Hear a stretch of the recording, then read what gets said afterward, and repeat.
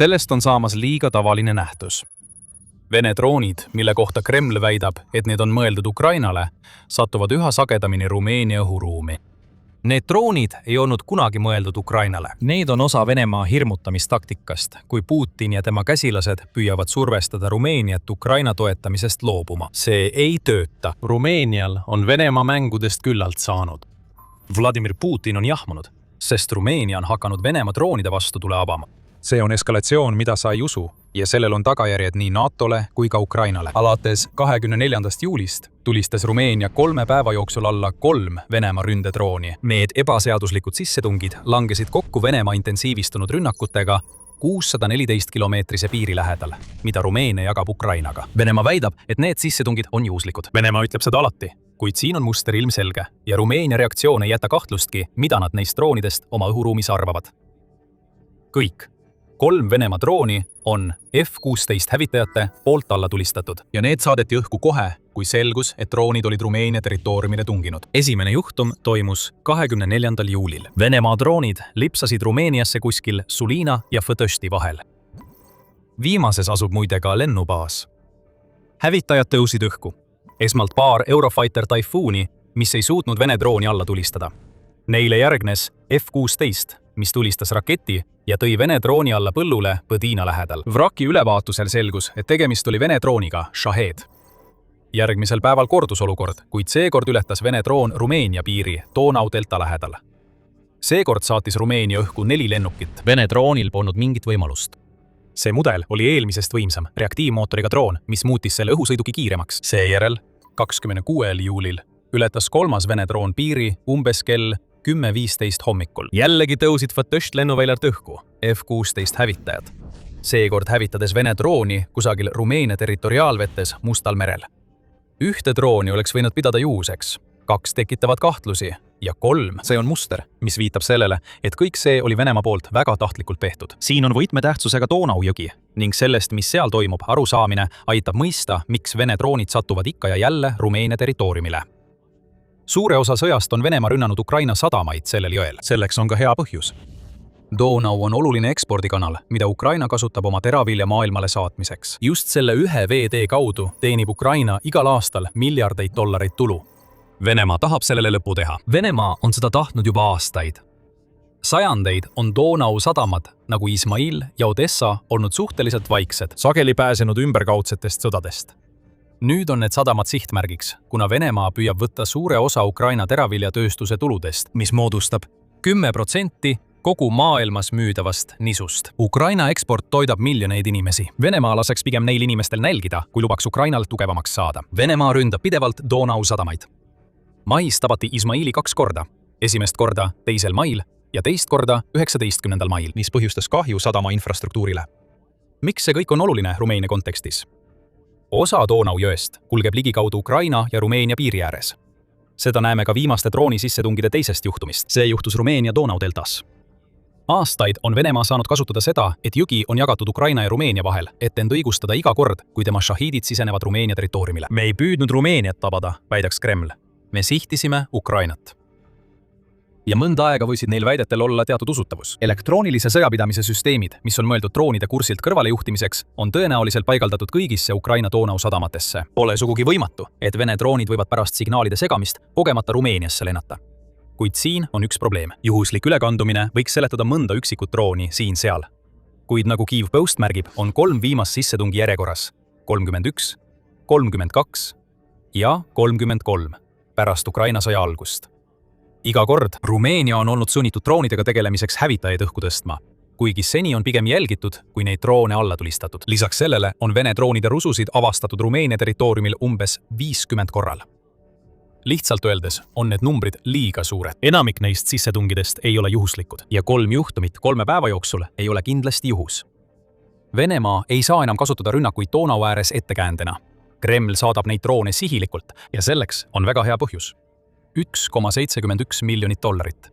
Umbes nii palju on Rumeenia kulutanud 24. juulist kuni 26. juulini, et alla tulistada 3 drooni, mis tema õhuruumi sisenesid. See ongi kogu mõte Kremli jaoks. Venemaa teab, et iga droon, mille ta saadab, tuleb tegelda. Kui see tähendab, et hävitajad tõusevad õhku, kuid ei ava tuld, siis see sobib. Kütust tuleb kulutada ja raha põletatakse ikkagi väljalendude peale, mida muidu poleks toimunud. Aga nüüd, kui Rumeenia tulistab Vene droone taevast alla, läheb see kulu veelgi suuremaks. Kasutatakse rakette. Need raketid maksavad $100,000. Venemaa jaoks tähendab selline droonide juhuslik sissetung šahhidide ohverdamist, mis maksavad vaid mõnikümmend $1000, kuid annavad selle investeeringu eest palju suurema tulu. Aga Venemaa on valesti arvestanud. Tegelikult näeme siin seda, et Rumeenia on Putini väikestest mängudest tüdinenud ja väsinud nii kaugele, et on muutunud NATO doktriini täieliku ümberkujundamise eestvedajaks. Vene droone enam ei saadeta ega jälgita. Need droonid hävitatakse. Ja see muudab Putini jaoks kõik. Enne kui sügavamale läheme, väidab Venemaa endiselt oma süütust. Loomulikult nad teevad seda. Venemaa on reageerinud raevukalt pärast seda, kui Rumeenia vastas nende viimaste õhuruumi rikkumistele peale, kutsudes esmalt välja Venemaa saadiku Rumeenias Vladimir Labajevi ja seejärel saatis selle saadiku välja, hoiatades, et ta peab 5 päeva jooksul riigist lahkuma. Rumeenia on samuti tagasi kutsunud omaenda suursaadiku Venemaale. Vene saatkond Bukarestis on maruvihane. See väidab, et väljasaatmine polnud kuidagi õigustatud, jätkates Kremli seisukoha kordamist, et ükski droonide õhuruumi sissetung polnud tahtlik. Venemaa üritas lihtsalt Ukrainat tabada. Sama vana vabandus. Venemaa kardab samuti, et Rumeenia soovib olukorda eskaleerida. Ähvardusi loobitakse juba nagu ahvimajas sodi. Saatkond teatas, et saadiku väljasaatmine ei jää vastuseta. Ja Rumeenia parem ärgu viigu läbi ühtegi piiriülest operatsiooni, sest see tähendaks, et riik sekkub otse Ukraina sõtta, tuues kaasa Venemaa vastuse. Rumeenia ei ole alustanud ühtegi piiriülest operatsiooni ega isegi vihjanud, et võiks seda teha. Nii et see, mida me selles vihases reaktsioonis näeme, on Venemaa vastus sellele, et Rumeenia ja NATO piiride testimise tulemused ei ole olnud tema kasuks. Selles vihas on segatud ka hirm ja me selgitame, miks see nii on. Aga enne kui me seda teeme, tuletame meelde, et vaatate sõjasaadet. Kui saate meie kanalilt uusi teadmisi, siis vajutage telli ja lubage teavitused, et ei jääks ilma ühestki meie tulevasest videost. Me näeme muutusi 2 tasandil Rumeenia tegevuses. Vene droonide hävitamisel. Esimene tase on see, mida see kõik tähendab Venemaa enda jaoks. Siis on laiem tase, mis hõlmab mitte ainult Rumeeniat, vaid ka Venemaad, NATOt ja isegi Ukrainat. Rumeenia jaoks oli see, mida me nägime. 24. kuni 26. juulini vastus Vene droonidele, mille kallal on kaua töötatud. Juba 2025. Aasta mais võttis Rumeenia vastu uue seaduse, mis lubab tema sõjaväele alla tulistada loata droone, mis sisenevad Rumeenia õhuruumi. Hiljem samal aastal teatati, et Rumeenia kasutab USA's toodetud Meropsi süsteemi, et aidata droonide tõrjumisel. See süsteem on sisuliselt tõrjedroon. Merops on piisavalt väike, et mahtuda väikese veoauto kasti ning suudab tuvastada lähenevaid droone. Samuti suudab ta need hävitada, kasutades tehisintellekti abil juhitavat sihtimist, et ületada signaali segamist ja muud elektroonilist häiringut. Siiski, hoolimata nendest sammudest, oli vastuseis Vene droonide hävitamisele Rumeenia õhuruumis. Isegi siis, kui sissetungid muutusid sagedasemaks, seadusandlust, mis lubas droone alla tulistada, vastustasid mitmed Rumeenia rahvuslikumad parteid, tõenäoliselt seetõttu, et nad nägid selles seaduses võimalikku eskalatsiooni, mis võiks äratada Venemaa viha.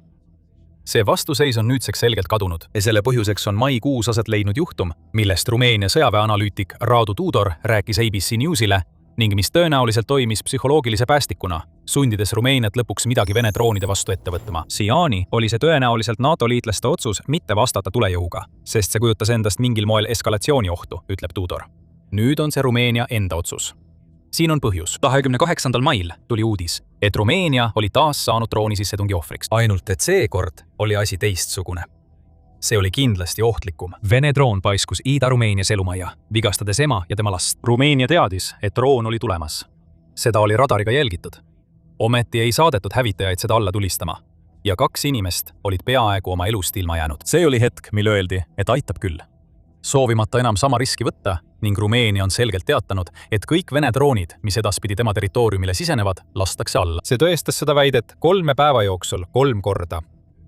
Putini jaoks tähendab see, et Rumeenia saadab selge sõnumi. Temaga ei maksa jamada. Venemaa testis piire liiga palju kordi. Nüüd astub Rumeenia iga kord jõuliselt vastu, kui Kreml uuesti proovib. See muutus Rumeenia reageerimises ei piirdu ainult selle ühe NATO liikmega. Tegelikult on Rumeenia nüüd tõusnud esirinda NATO doktriini muutumisel, kui asi puudutab Venemaa hübriidsõjaga tegelemist. See on üks laiematest mõjudest. Rumeeniast on saanud NATO Venemaa poliitika kandja, mitte ainult seetõttu, et tal on ühine piir Ukrainaga, vaid ka sellepärast, et ta on võtmetähtsusega NATO Musta mere strateegias. Nüüd võime vaadelda Rumeeniat kui esimest kaitsekihti, mis on seatud vastu tulevasele Venemaa rünnakule. F-16 on selle tõestuseks. 70 neist on nüüd Rumeeniasse paigutatud. mitmed neist on pärit sellistest riikidest nagu Norra, Portugal ja Holland. Rumeenia on samuti eraldanud $10 miljardit Ameerika relvasüsteemidele, sealhulgas Patriot õhutõrjesüsteemidele ja 32 F-35 hävitaja hankeks, mis peaksid riiki jõudma. See, mida me siin näeme, on rinde tugevdamine. Riik, mis oleks Venemaa sissetungi ohus, eriti kui Vladimir Putin Ukrainas edu saavutab, võtab nüüd oma õiguspärase koha ühe tähtsaima liikmena NATO liidus. Rumeenia on kaitse, julgeoleku ja vastupidavuse panga asutajaliige. See käivitab mitu õhutõrjealgatust, mis kõik on mõeldud Vene agressiooni tõrjumiseks. Rumeenia on koos Türgiga samuti oluline osa NATO ballistiliste rakettide kaitsekilbist Musta mere ümbruses. Riik kulutab miljardeid oma õhuväebaaside laiendamisele ning on liitunud Türgi ja Bulgaariaga Musta mere miinide eemaldamise operatsioonis. Kõik see viib väga lihtsa järelduseni. Rumeenia on NATO jaoks nüüd olulisem kui kunagi varem. Ja seda tähtsust rõhutab ka need 3 tõkestamist, mida me just nägime, sest need tõkestamised tähistavad doktriini muutust selles, kuidas NATO tegeleb Venemaa droonidega. Aastaid on NATO poliitika Venemaa suhtes olnud lihtne. Jälgida, saata, avaldusi teha, kuid mitte kunagi eskaleerida. Sihtmärgi tulistamine, mida peetakse Venemaa omaks, on olnud aastakümneid mõeldamatu, isegi pärast Putini 2022 aasta sissetungi Ukrainasse. Sihtmärgi ründamine toob kaasa eskalatsiooniriski. See võiks mängida Putini kasuks, eriti kui ta otsib õigustust NATO-liitlase ründamiseks. Ja mõnel juhul kehtib see doktriin endiselt. Kui Venemaa saadaks hävituslennuki Rumeenia territooriumile, kohtuks see hävitaja F-16D ja Eurofighter Typhoonidega, kes võtaksid Vene lennuki enda vahele ja saadaksid selle piirkonnast välja. Sellise sihtmärgi hävitamine on ohtlik. Putin kaotab piloodi. Tal on kõik, mida vaja, et Venemaa rahvast NATO vastu üles ässitada. Kuid droonid on teistsugused. Need on mehitamata. Ja Rumeenia puhul Venemaa väidab pidevalt, et nad ei sisene NATO õhuruumi tahtlikult. Droonidega tegelemisel näeme, kuidas doktriin muutub. NATO on üha enam valmis nendele sihtmärkidele tuld avama. Selle tõestuseks on juunis käivitatud Drone Edge'i algatus ning näeme, kuidas NATO suunab ühisel programmi $40 miljardit, mille eesmärk on tuvastada, identifitseerida ja mis kõige olulisem, drooniohte neutraliseerida. Selle programmi lõpuleviimine võtab 5 aastat. Kuid see on Putinile märk, et NATO ei tee droonidega enam nalja. Kui see neid näeb, hävitab ta need. Rumeenia on selle poliitika just käivitanud, võttes droone alla. Heidutus ei ole enam meetod. Aktiivne vastus on. Nagu me ütlesime, on selles doktriini muutuses veidi mänguruumi. Me ei näe, et NATO riigid hakkaksid õhkima varilaevastiku aluseid, luurelaevu või hävitajaid, mis tungivad NATO territooriumile. Tuleb leida tasakaal. Ja see tasakaal näib olevat see, et kui on kaasatud Vene sõdurid, siis sihtmärki ei rünnata. Aga droonid on lubatud sihtmärgid. Ja kuigi droonide allatulistamine maksab praegu palju rohkem kui need droonid ise, sest kasutatakse kalleid rakette, sobib see praegu. Tõhusamad kaitsevahendid on tulemas. Võib-olla nägime just Venemaal murrangulist hetke. See hävitas Vene droonid. Ja ainus vastus sellele olid samad vihased ja jõuetud ähvardused, mida Venemaa on aastaid loopinud. Teised riigid, mis on olnud Venemaa õhuruumi rikkumiste ohvrid, nagu Poola, Balti riigid ja Taani, näevad seda ning tunnevad taas enesekindlust. Kui Rumeenia suudab seda teha, siis suudavad nemadki. Vladimir Putin tõestas just, et ta ei kavatse droonide pärast olukorda eskaleerida. See toob meid teise osa juurde Rumeenia tegevuse laiemas kontekstis. Vladimir Putin on suure osa Ukraina sõjast pannud NATO proovile. Ta ei ole tunginud kallale ühelegi NATO riigile, vähemalt veel mitte. Kuid õhuruumi rikkumised, nagu need Rumeenias, toimuvad üle kogu NATO territooriumi ning neid saadavad mitmed teised hübriidsõja strateegiad, sealhulgas sabotaaž, küberrünnakud ja desinformatsioonikampaaniad. Venemaa laseb selliseid rünnakuid lahti, et testida NATO taluvuse piire. See soovib nii testida reaktsioone kui ka tekitada lõhesid. Putini ideaalstsenaarium on see, et NATO liidrite vahel tekib nii palju vaidlusi selle üle, kuidas Venemaa tegevusele reageerida, et lõpuks ei tehta mitte midagi. Lõhestumine tekitab nõrkust, mida Venemaa saab ära kasutada. Iga rünnak, millele pole otsest vastust antud, on olnud Putinile signaal, et ta võib jätkata eskaleerimist. See on kõik tahtlik. Isegi droonid, mis kogemata Rumeeniasse lendavad. Putini suur probleem pärast 24. ja 26. juulit on see, et ta jooksis oma eskaleerimisstrateegiaga lihtsalt vastu kiviseina. NATO juhid on temast aru saanud. Poola majandusarengu ja tehnoloogiaministeeriumi riigisekretäri asetäitja Michal Baranovski tegi selle väga selgeks, kui ta rääkis maikuu juhtumist, mille tagajärjel sai 2 Rumeenia tsiviilisikut vigastada. Need ei ole vead, need on provokatsioonid. See on äärmiselt tõsine. Selle eskalatsiooni ulatust on raske üle hinnata, ütles ta Euronewsile. Rumeenia teab seda sama hästi kui Poola ja oma hävitajatega antud vastusega andis Rumeenia Putinile teada, et tal ei lubata enam eskaleerida. Vastused tulevad. Venemaa droonidel ei ole enam vaba voli kaost külvata. Kui NATO annab vastuseid Venemaa katsetustele, mida Putin kunagi kuulda ei tahtnud, siis viimane pusletükk on Ukraina käes. Üks peamisi põhjuseid, miks Putin tahab NATOt lõhestada, on piirata abi hulka, mis Ukrainani jõuab. lõhed tekitavad konflikte ja konfliktid viivad vaidlusteni selle üle, milliseid relvi saata ja kas üldse midagi saata. Ühe hoobiga Rumeenia näitas just Putinile, et teda ei hirmutata Ukraina toetamist lõpetama. Vastupidi, see toetus muutub veelgi tugevamaks, sest Rumeenia on nüüd valmis aktiivselt ründama Venemaa vahendeid, mis tema territooriumile satub. See tähendab, et me näeme Rumeeniat Ukrainasse sisenemas ja piiriüleseid operatsioone läbi viimas. Ei, aga see tähendab tõenäoliselt, et Rumeenia suurendab oma toetust Ukrainale veelgi. See on suur asi, sest Rumeenia oli juba varem oluline osa Ukraina sõjamasinast. Ajaleht Kyiv Post nimetas Rumeeniat jaanuaris Ukraina kõige sõbralikumaks keskuseks. See viitas Rumeenia staatusele NATO teise olulise tarnekanalina, mille kaudu NATO liikmed annetavad Ukrainale relvi. Rumeeniast saab tõenäoliselt ka üks Ukraina tulevasi peamisi partnereid ülesehitustöös. Tänu oma asukohale Donau koridoris ning praegu riigis toimuvatele raudtee ja maanteede moderniseerimisprojektidele. Kõik see muudab Rumeenia juba praegu Ukraina jaoks oluliseks logistikasülmeks ning aja jooksul areneb ja tugevneb see roll veelgi. Märtsis allkirjastasid Rumeenia ja Ukraina uue strateegilise kokkuleppe, mis lõpetas varasemad territoriaalvaidlustest tekkinud probleemid ning kinnistas need kaks riiki kindlate liitlastena Venemaa agressiooni ees. Samuti märtsis teatas Rumeenia president Nikos Oršan, et tema riik toetab Ukraina ühinemist Euroopa Liiduga, mis on järjekordne side kollektiivse läänega, mida Putin ei taha näha juhtumas. Kui Venemaa saatis 24. juulil alanud nädalavahetusel droonid Rumeeniasse, arvas ta, et see on järjekordne tavaline katse. Järjekordne surve piiridele. Järjekordne võimalus hirmutada palju väiksemat riiki. Aga see katse plahvatas Putinile näkku.